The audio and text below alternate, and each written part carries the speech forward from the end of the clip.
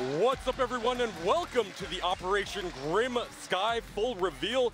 My name is Justin Kruger, community developer on Rainbow Six Siege, and today we are about to go over all the details of our two new operators, Maverick and Clash. And we have a new rework in the works coming to you very soon, the rework of Hereford. And to help me break down all of these details, please welcome our two panelists, Jeremy Dowsett, level designer, and Emilian Lomé, game designer. How you guys doing? I'm doing good, man. How are you? I'm doing fantastic. These events have been amazing. The games have been amazing.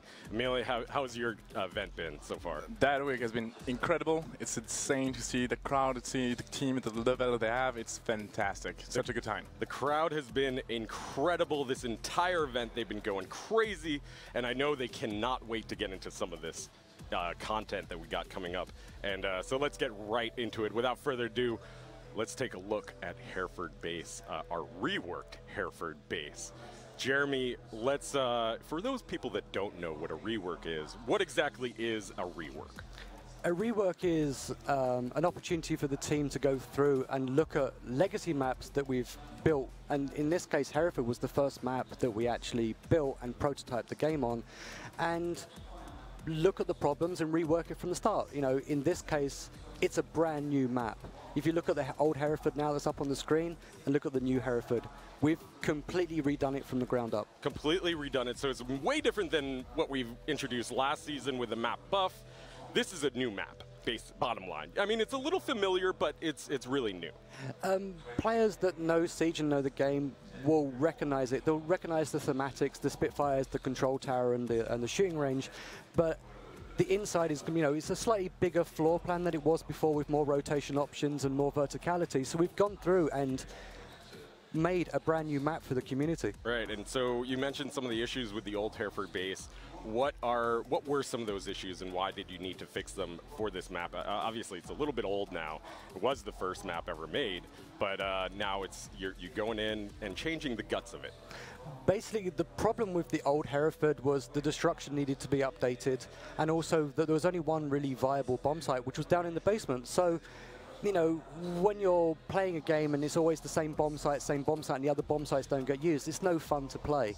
So what we've done now is 4 bomb sites, more stairs, more verticality, more destruction, and just made it so it's actually a much more viable and much more fun map to play. As a level designer, do you feel as though that's one of the biggest challenges and most important aspects of your job, to see that variety in bomb site selection in order to have a balanced map? You have to make sure that bomb sites are completely viable. You don't want one that's slightly overpowered, because then once it goes ranked or pro, they'll always pick that bomb site, you know, but now they have to play all the bomb sites. But the real thing is, you want viable bomb sites, you want variety in the map, and you do really want it to be balanced and to play well as much as humanly possible. Yeah, and a really key thing that we were talking about last time you were up here in May at the Atlantic City Finals was rotations. And for Villa, rotations were integrated into that from the beginning, but the old Hereford had some issues with rotations. And what have you guys done to resolve some of that? You mentioned the stairs as well, but tell us a little bit about that. Well, the problem when you look at it from a single staircase map is there's no viability of rotation.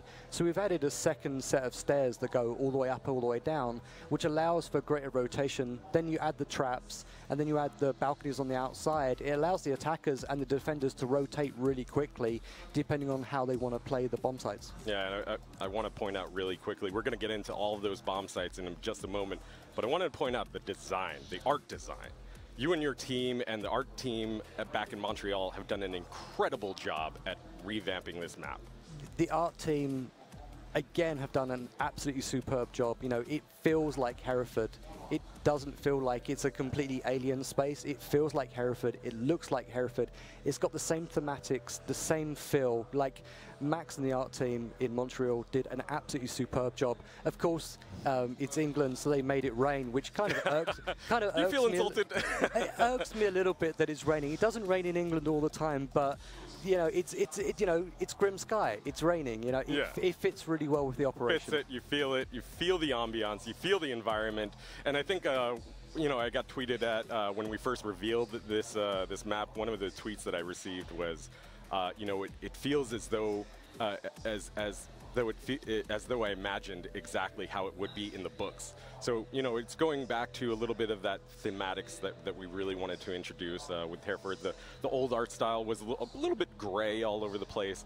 Hard to do a lot of call-outs on that as well. It impacted gameplay, and I think players will be pleasantly surprised when they enter into Hereford for the first time. It's definitely not a problem anymore. The thematics are very strong, and it's great to hear that people feel that when they see this map now, they feel like it's come from the books. You know, that's what we strive to achieve at all times, is to go through and make it feel like a real living, breathing place, you know.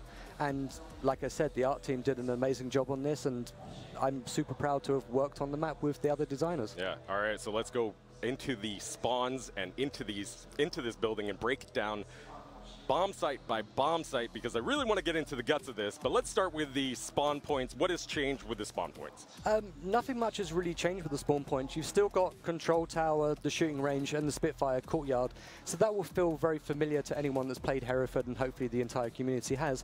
So nothing's really changed. The approaches have changed, because obviously the outside's completely changed, the inside's changed. The approaches have changed a little bit, but they're pretty well sheltered, and they're very good approach lines for. So in terms of those approaches, you know, a lot of those elements, a lot of those objects that were there before have completely been redesigned. Yes, everything's been redesigned. Yeah, cool.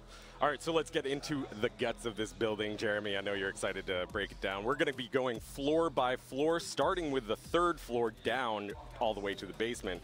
So let's start with that 3rd floor bomb sites, and we have ammo and tractor on the 3rd floor. How you got a tractor on the 3rd floor is beyond me, but, you know, break down the strategy for this. Ammo and tractor is actually one of the bomb sites that we actually had the most trouble with. It wasn't very viable, and we had to rework it a few times. It's a very open space with not too much cover, so it does make it quite tricky to actually go through and defend. There's no direct access really to a bomb site, so as per usual, you have to commit to the bomb site to actually go through and be able to attack it, or, you know, attack it fully. It's really interesting because you're looking for the attackers to come from the balcony or from the 2 stairs that come up. Yeah, and we're going to be taking a look at that entranceway in just a moment, but you know, that strategy of defending from the balcony, from the outside, from the top. How is that for you as a designer to really design that defense point?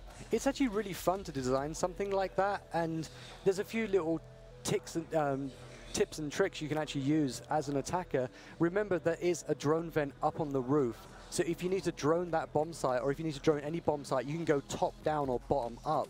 But what makes this so fun is there's so many avenues for the attackers to come at you from the stairs or from the balcony, so you can feint out the defenders quite easily. Yeah, from the stairs or even the roof.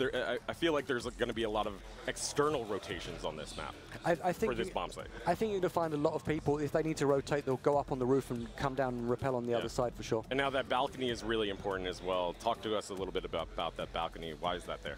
The balcony's there to allow another option for the attackers to actually come in, but to also have another avenue for defense, because if you've only got 2 sets of stairs and a couple of windows, it's not really enough for, you know, fun gameplay. But you throw that balcony into the mix, it really does mix it up, and it's a very, very tense bomb site to defend. One of the words that you described this bomb site was absolute chaos.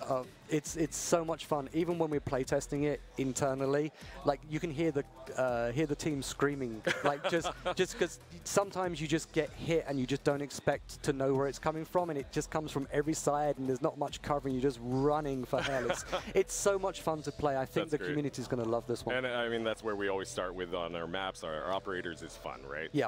So that's what you're trying to achieve here. All right, let's move on to the 2nd floor. We have kids' room and master bedroom on the 2nd floor. Let's take a look at these bomb sites here. Tell us a little bit about the strategy behind defending and attacking the 2nd floor. Kids' room, master bedroom is a really good area to go through and play. It's a very viable bomb site. It's an awful lot of fun. You see in the kids' bedroom, there's the bunk beds, and there's the bomb right on the side, and it's really fun to try and defend the bomb. Like, if you got someone staying back and trying to hold the area, and there's a lot of options to actually extend your defense on this floor for sure. Yeah, and you mentioned that verticality. Yes. And that verticality comes in play on the second floor really, really importantly because you have those hatches, you have those line of sight floors on both sides. Yeah. On the floors and the ceilings. So how are players going to be defending against that verticality on this floor? It's a tricky one. I haven't quite figured it out myself yet, but you'll generally find people there are areas that aren't actually destructible floor, and you'll find a lot of people will be rotating through those areas, knowing that they've actually got a little safe passage for a period of time. But you can get shot, like you said, from above or from below, so you're never really safe. Yeah, I think that's one of the key things on this new rework is that verticality, and we'll see it throughout the map entirely on that third floor, on that second floor. And now let's move on to the first floor, where we have kitchen dining room. Tell us about the strategies that you'll see on kitchen dining room, and what has changed on the first floor, Jeremy? Okay, what's changed on the first floor is there was that massive choke. That massive hallway where you have the choke point at the entrance and the choke point at the stairs, and chaos in the middle. So is that still there? No, that's not there anymore. Okay. We've the entire floor plan for the entire map has changed, but obviously you don't want choke points when you're designing a map, so we've taken as many of the choke points as you can actually out of the map. So the corridor's not straight. You've still got quite good line of sight. Playing with a mirror wall is actually really quite fun. Well, actually on all the bomb sites is really fun, but I find that playing a mirror on this site is really nice, and because you can destroy the walls between the two bomb sites, it allows for really fast rotations. But it is the ground floor, so you've also got the problem of you're defending the windows because the attackers can get to you really quickly, or they can just come through the basement up the stairs. Yeah. So it's one of those bomb sites that it's really fun to play, but you need to get your strats down really well to figure out what you're going to do, and communication is key. Speaking of coming in through the basement, let's take a look at our basement map, or basement bomb sites, where we have brewery and fermentation room. Now, as a UK man yourself, I am very pleased to see that there's a brewery in the basement of Hereford. Well, it's only fitting. It's the SAS. I'm sure the SAS drink a fair amount of beer. It's a great thematic. When it's cold and rainy outside, you want to drink some beer, right? Exactly. Basement's really fun. There's a couple of big objects for the fermentation tanks that are bulletproof. So you've got a long line where you can actually shoot through and go back and forth, which is really nice. And one of the key things is we're taking a look at the tunnel right now, which is a new addition. Why did you add this tunnel? What is so key about this?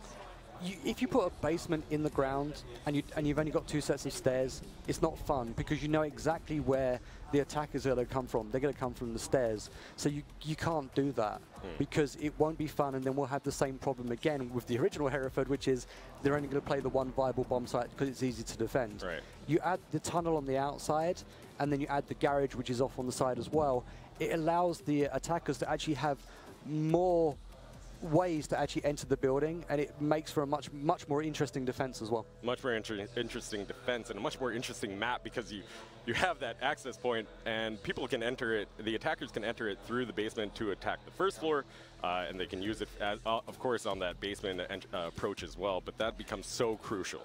Of course, it's one of those things where, when you watch the pros plays and you watch ranked level players play, you watch them droning a lot of the time, and this map allows for droning from the basement, so you can go through and check for the roamers, and it allows from roaming from the top as well, so you can actually come down with your drone from the roof, and you're in relative safety on the roof, and you're in relative safety outside when you're down by the basement as well. So it allows anyone that's playing a roaming game and a droning out game to actually allows them a lot of options for sure. A lot of options, a lot of creativity, a lot of strategy that I'm sure we'll see once this hits the test server.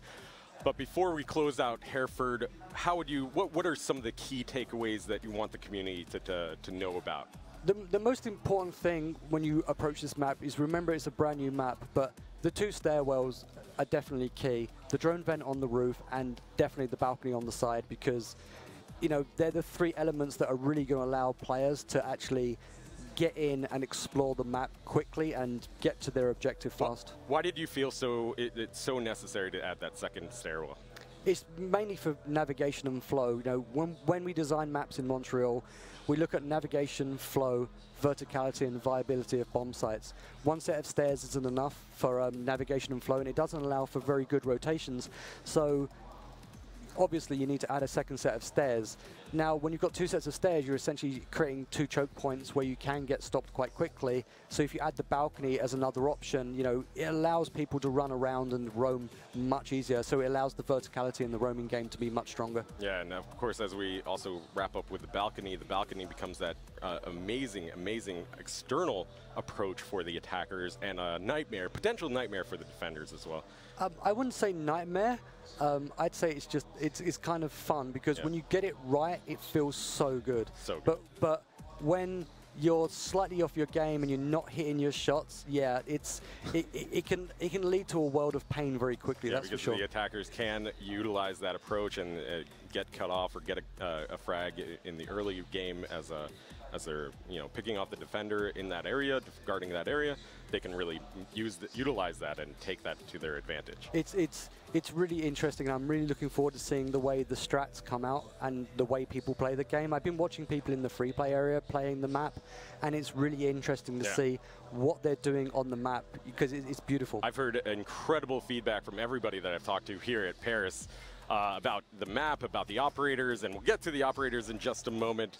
But that is your first look at Hereford Base. I'm so excited for players to discover that balcony, discover those stairs, discover the verticality, and fewer spawn peaks as well. Oh, yeah. Which I'm sure Amelia is very sad to hear. Oh, there's definitely less spawn peaks for sure. Like, you know, we shut those down pretty early in production because yeah, no one likes spawn peaks and no one likes to get killed at the spawn point. Oh, Amelia loves spawn peaks. Let's be honest.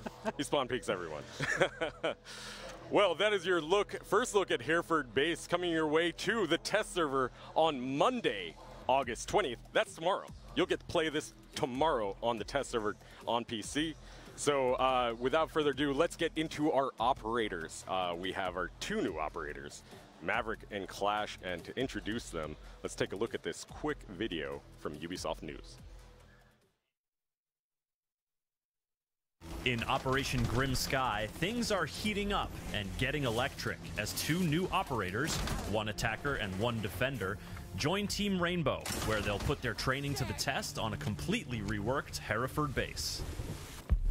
The gentleman quietly burning a hole through this reinforced wall is Maverick. A 1-armor, 3-speed operator, Maverick comes equipped with the Surrey Torch. Unlike Thermite and Hibana, who were able to make large holes in reinforced walls, Maverick is able to burn his way through barriers and create holes of various sizes. It'll take up nearly all of your torch's fuel to create a hole you can actually move through, but what Maverick excels at is cutting out small, sneaky windows, creating sightlines nearly anywhere. The Surrey Torch is able to melt just about anything, like breakable walls, reinforced walls, castle barricades, deployable shields, floor hatches, Maestro's evil eye, and even defending operators. This is one of the most dynamic gadgets around, capable of melting holes of many shapes and sizes in the defending team's reinforcements. Any attacker can take advantage of Maverick's handiwork, but with the new AR-1550 or the M4 assault rifle in hand, he does just fine on his own. Maverick's torch is handy for eliminating enemy gadgets as well. Play peekaboo with bandit batteries and mute jammers to clear the way for Thermite or Hibana, or just open a little door for Twitch's drone to roll through and take care of business. For bigger holes, you'll need a steady hand. Move across a wall too quickly and the torch won't have enough time to cut through. Too slowly and you'll waste your limited fuel supply. Aiming down sights will help you maintain a consistent speed while ensuring those crisp, clean cutouts. And while it's not completely silent, Maverick's torch is pretty quiet, opening up possibilities for stealth, subterfuge, and so many deadly new sightlines. Defenders will have to be extra vigilant against small breaches, but Maverick needs to stay sharp as well. The Surrey Torch isn't much of a weapon, and its 2-meter range leaves Maverick vulnerable while he's crafting his latest work of art. A quick call out from a defender could leave you vulnerable to a flanking attack, so be sure to deploy that claymore wisely. Or you could use it deviously, planting it by a small breach hole as a trap for careless enemies. With all these new holes appearing in your defenses, it's nice to have a defender who offers some extra protection. That defender is Clash, the first shield-bearing defender in Siege. Her indestructible CCE shield covers the entire front of her body and comes with a built-in taser that slows and damages enemies within range, making her a formidable obstacle. Her taser operates on a charge and will refill whenever it's not active. Mind your battery level though. If you drain the shield's charge completely, you'll have to wait until it fully recharges to use it again. To whip out her sidearm weapons, Clash has to put her shield on her back, where it will still offer some protection, just like other shields do. She can certainly get a kill in a pinch, but her main focus is crowd control. As a former riot officer with the British MPS, Clash is no stranger to close quarters action. Slowing down the attack makes the clock work in your favor, while drawing your enemy's attention has the added benefit of making them more susceptible to flanking attacks from your teammates. And let's not forget one of the most powerful things a shield can do: block enemy fire. Has that pesky Maverick cut a hole into a reinforced wall and exposed your entire team? Plug it up with Clash. Sometimes physically blocking an enemy's progress is your best play, but don't be afraid to use your protection to your advantage. With 3 armor and 1 speed, Clash might seem like the furthest thing from a roamer, but her shield allows her to be in spaces where defenders normally fear to tread. Stroll outside for some early game scouting, and use your map knowledge to roam in areas where attackers can't easily get behind you. Your P10C or SPSMG sidearms mean enemies can't safely turn their back on you. But even with your shield up, you're not invincible. Thatcher can temporarily disable the taser with his EMP grenades. And Capitão's asphyxiating bolts can do serious damage to the slow-moving Clash, even with her shield equipped. Furthermore, Clash cannot melee with her shield. In fact, if an enemy manages to melee her, or if she gets hit with a concussion grenade from Zofia, she'll drop her guard momentarily and be partially exposed. But Clash is not one to be vulnerable for long, and getting through her stalwart defense will prove to be a tall order. Operation Grim Sky is set to seriously shake things up on both sides of the conflict. For more on Rainbow Six Siege, subscribe to our YouTube channel and be sure to check out news.ubisoft.com.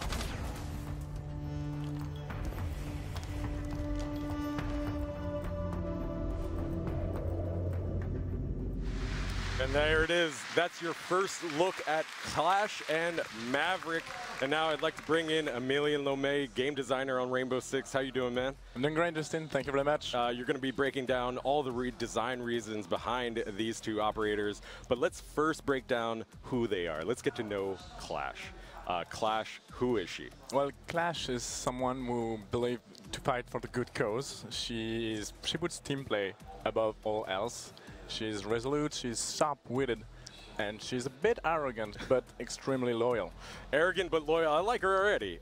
So how does her gameplay play out? Obviously, we saw a little bit in that footage, but how did you design her?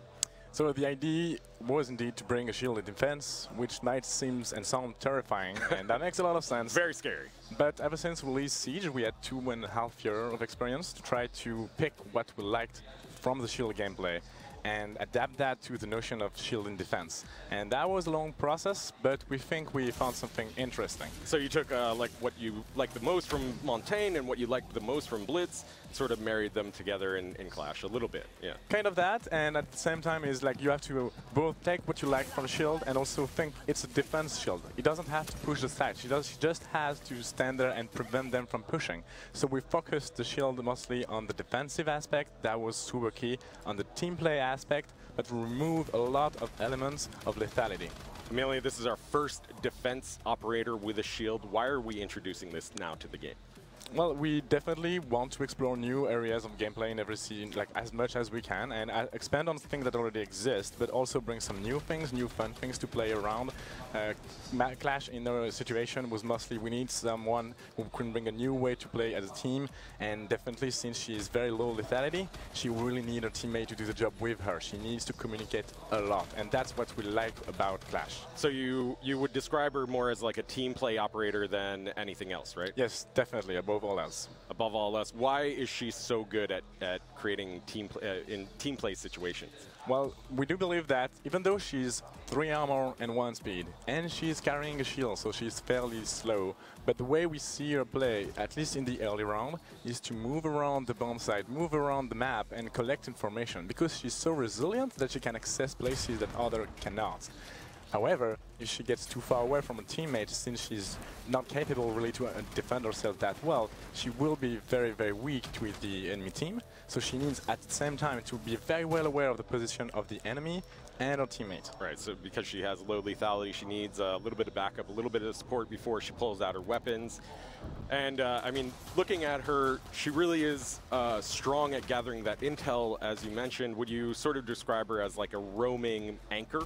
Is that something you would say? It's kind of accurate, yeah. I would say it's like this 2-stage in the round where you would be like this roaming or support roamer, like the first part of the round, relaying information a lot, moving a lot, gathering information, and then maybe come back to site in the second half to try to use a shield, a taser shield that will slow down your enemies to prevent the push and prevent the enemy from planting the diffuser and accessing the objective. Yeah, the taser is really one of the key elements of her gadget. It keeps players at bay, it keeps them at distance. Is that really important for Clash?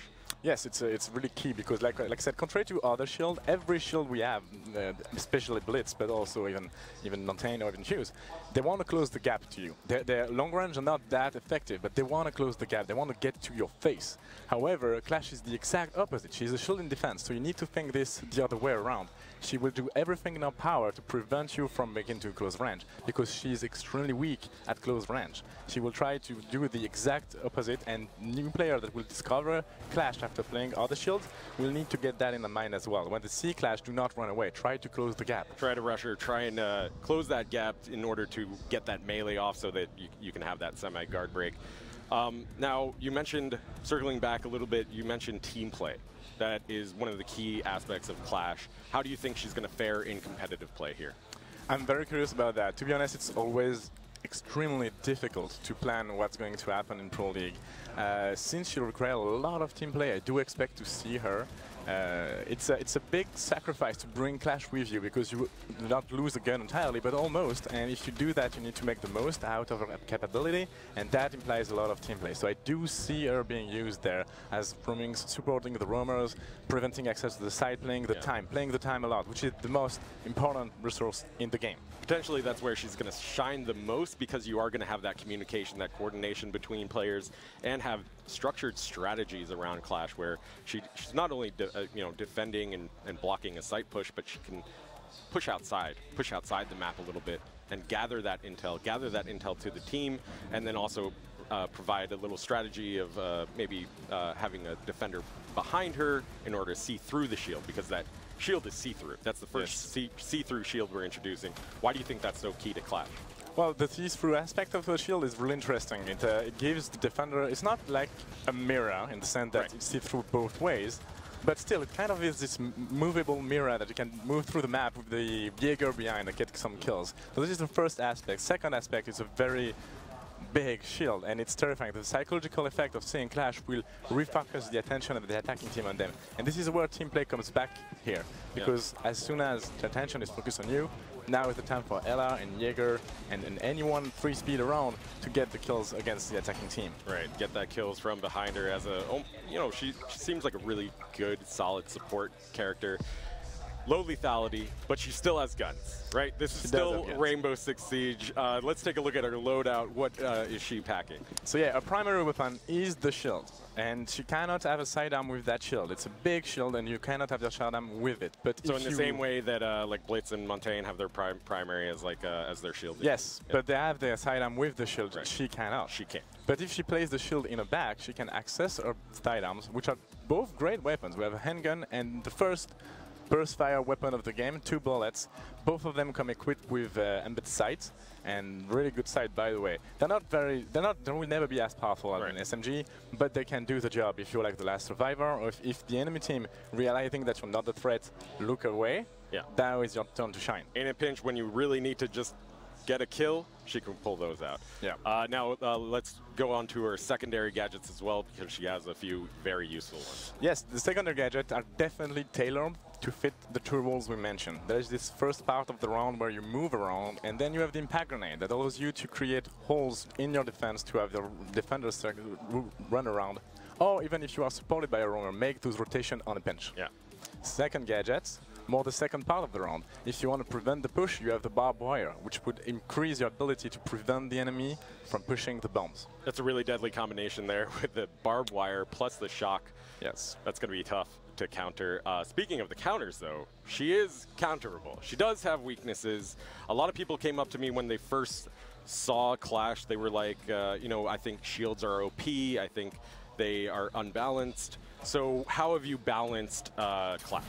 Well, she has, like, again, we had a learning in these 2.5 years of having Blitz running around and all, and now we think that we found some ways to have Clash being very interesting to play, but also not as frustrating to play against. And most of those counter comes from that. She cannot melee you at short range. That's not possible for her. So, but you can. You will trigger this semi-guard break that will move the shield to the side and allow you to shoot her legs. However, that means you need to get to close range. To do that, you can use Thatcher. Because Thatcher's EMP will disable the shield and allow you to bypass the taser part of the shield. Yeah, and we also saw Zofia, and we also saw Capitao as counters. Who do you think is the most, the strongest counter against Clash? Capitao is definitely the strongest. She's slow, she has a shield on top of that, and the Firebolt, if you place it right, you will kill Clash very fast. Capitao is definitely very strong against Clash, but Thatcher and Zofia can do a pretty good job. Yeah, absolutely. So, that is a look at Clash coming your way to the test server very shortly, but let's also take a look at her BDUs that are coming with the launch of Grim Sky. Of course, these BDUs are available with the Year 3 Season Pass. This is a head-to-toe customization, and they look really cool. They're sort of Grim Sky themed and Grim Sky colored, so it's super cool. Her art design is wonderful as well. I love her. She's very beautiful. She's really amazingly badass. Yeah. So you'll be able to play her tomorrow. Another person that you'll be able to play is Maverick. Let's go into Maverick. Who is Maverick, Amelia? Well, Maverick is an enigma within Siege. And within the team Rainbow, he's solitary. He's very good at reading human mind, though. But it's difficult to know a lot about him. He's very famous for his precise work, though, and his high adaptability. But outside of that, stay as an enigma. He's an enigma of a man, an enigma with his gadget, because that gadget is so cool. How does his gameplay designed from your side? So yeah, the design there was we wanted to bring a third hand breacher to the meta. That was key. But we wanted to make sure that it was very different from Thermite and Ibana. And that was a big challenge. And we came up with this idea that allows Maverick to do a very different role than those two. Yeah. So why, as a designer, as a game designer on Rainbow Six Siege, was it important for you guys to introduce a third heart breacher? Why is that important? There is multiple aspects to this question. One of them, for competitive play, is we introduced pick and ban recently, and despite the fact that they can ban both heart breacher and it rarely happens, we still want to make sure that we have 3 options. That's the one thing. Second thing, even more important to us, is the metal breaching role is a very key role in Siege, and people that play that role have limited options, just 2. And we needed a third one to give them a new aspect of how to approach a bomb site. And third on bomb site, Maverick will be extremely relevant contrary to the other 2, or in combination with the other 2. His gadget is so much different from them, where Hibana and Thermite have this really binary. It's either open or closed. Maverick has a lot of creativity. What are some of the strategies that you've seen in your play sessions? Well, in practice, we introduced Maverick as a hard breacher. That was the key. But what we see in the gameplay, and it's very true, is he stands between hard breacher and disabler. You have Twitch, Thatcher, Thermite, Ibana, and he's somewhere between the 2. Because you can bring him as your main hard breacher and try to make small holes, or you can bring him with Thermite to destroy the bandit battery, the new jammers, and you can use him with this specific role. Yeah. And obviously, he is an alternative to like a Hibana and Thermite. but he has a lot of those synergies. Yes. And I think we're going to see a lot of that gameplay as well, where people are using either a thermite to distract or and the Maverick would then flank around and maybe create a couple of kill holes. Is that something that you are expecting players Definitely. to find? That would be, if you don't use him necessarily as a man butcher, which should be rare, or as a disabler, you have this third option. He's 3 speed, he's fast, and his gadget is fairly silent. So you can just run around and make some tiny holes in the defense beyond them. And when they're watching thermite blowing up the wall, they're watching the other way, and then you can get some pretty sneaky kills. Yeah, again, for a competitive player, how do you think he's going to play? It's really, again, super tricky. And since he's so creative in his ability to make whatever he wants, I'm really curious to see what they're going to do. He doesn't have a lot of resources in his gadgets, so he's never going to replace the Thermite or even Ibana, but it's a very new role in the bridging meta, and we're going to see a lot of interesting things with Maverick. Yeah, a lot of interesting things, a lot of creativity, and let's take a look at his loadout as well. His loadout's pretty powerful, would you say? Yeah, fairly potent. It's a classic for an attacker, I would say. Yeah. We have a semi-automatic DMR, and we have an assault rifle. Those two very good weapons, and the sound design of those weapons are amazing. 3 armor, 3 speed, 1 armor, so very fast. And he has a handgun with that. But the most important and interesting thing about Maverick and his loadout, secondary gadgets. Secondary gadgets. Tell us a little bit about his secondary gadgets. What are they? So the secondary gadgets are very important for him. He has 2, Claymore and Smoke. This is 2 very different approaches to Maverick.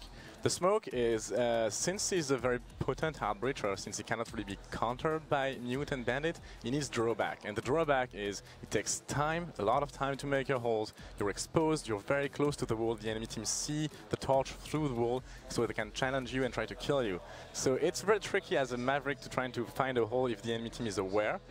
But you can use your smoke grenade. You make a tiny hole, toss a smoke grenade, hide most of it, and then you can finish the job. Or you can have someone peeking that hole, or like a glass peeking through the smoke. Yeah, a Blackbeard at the hole. A lot of options. Oh man, a Blackbeard. Yes. I didn't even think of that. That would be really key. I mean, and also, I mean, he's great counter against Mira as well, as we saw in that trailer, where you can have a Twitch drone roll in and pop open those mirror holes. Those have become so important. I mean, we see Mira as like almost 100% pick rate or ban rate as well. Yeah. Those bottom holes at the bottom of the wall are also very key. You can have a drone go there, so Twitch drone, for example, and deal with the Mira. But this is where the second gadget comes into play. You can place the Claymore mine there and create some insanely sneaky traps. Insanely sneaky traps. And now let's move on to his counters. How do you stop him?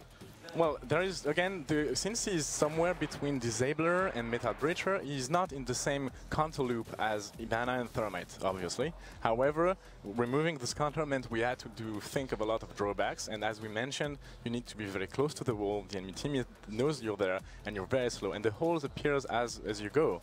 So anyone that just peeked the hole can shoot you. Anyone that tosses C4 through the hole, they know you're like 1.5 meters behind it, so you're gonna die with that. Either you need to sneak and do this discreetly, or you need teammate to cover you. Now, Emilian, we're introducing an operator that doesn't have a counter directly from another gadget. There's no bandit, no mute counter. Don't you think it's a little silly that the counter against him is just shooting him in the head? Well, that's the main counter against anyone, to be honest. But I understand the concern. I just encourage the player to play it and see how it goes, in the sense that we were very careful about implementing drawbacks to this powerful gadget. So the drawbacks, the main one being that you can immediately see him once he makes his holes, and so it's a little bit difficult to pull off some of those. And he doesn't have enough resources anyway to make holes as big as Thermite would do, even Bana. So it will be, you can have enough resource to make something you can go through, but it would use most of it, and it will never be this big hole where Montaigne can push from you. Right, you can't create that huge hole for him. Nope. Great, so that is a look at Maverick. Now let's take a look at his BDUs as well that are coming with the launch of Grim Sky. Once again, these are head-to-toe BDUs, customization items that will be day one once Grim Sky launches, and you can get them with the Year 3 Season Pass. So, that is a look at Clash and Maverick coming your way to the test server on Monday, August 20th, tomorrow, which is really exciting. Amelia, before we move on to our next segment with breaking down some features that are also coming in Grim Sky, how would you describe Clash and Maverick in just a few words, just to wrap it up? Well, Well, that's easy actually, because Clash, I use the word a lot, and this is key, and I'm saying it again, team play. Team play, team play, team play. And Maverick, considering the way the gadget function, creativity. Creativity. Creativity. I cannot wait to see what the players are going to come up with, because they're always smarter than us. They find strategies way better than what we do. And there are 35 million. And there's 35 million of them as well who are coming up with strategies. It's really incredible. I cannot wait for you guys to test out Clash and Maverick. But there's also a lot more coming with Grim Sky, and let's break down some of those features right now. The first one being the weapon sight misalignment fix that we covered this in a blog post earlier, but what exactly are we fixing with this weapon sight misalignment? Well, without going into too many details here, it's a fix we've been working on for a very, very long time, and we're very happy that it gets into the game now. Basically, oftentimes when you shoot with a weapon, the middle of your screen and the scope would not be aligned, and sometimes you would feel like, I shot the head, but no, the scope was on the head, but not the middle of the screen, so the bullet missed. Now it's no longer the case. Every single moment in the rate of fire of your weapon, the center of the screen is aligned with the fucking weapon. The people are happy. The people are happy, Emilian. The people have spoken. Yeah, finally. We're very happy about that. Yeah. So bottom line, though, the bullet will go where your reticle is pointing. Yes, that's this key part. It's like usually that would not happen all the time, and now it will be 100% the case. Yeah, and I got to ask, this seems like a very important fix that we're introducing. Why did it take so long? It's tricky. The problem is, like, when we see that for the first time, like more than a year ago, we think, okay, let's try to find an easy fix to that. But there was none, and every fix we had to investigate meant going deep down into the systems we have in place in the core aspect of the game, and it was much more heavy and long than we had expected, and it took a lot of time. We iterate also, we tried a few things that not necessarily worked. This version we're very proud of, and we're confident it will function. We saw a ton of recoil patterns on the test servers, so this definitely took a process.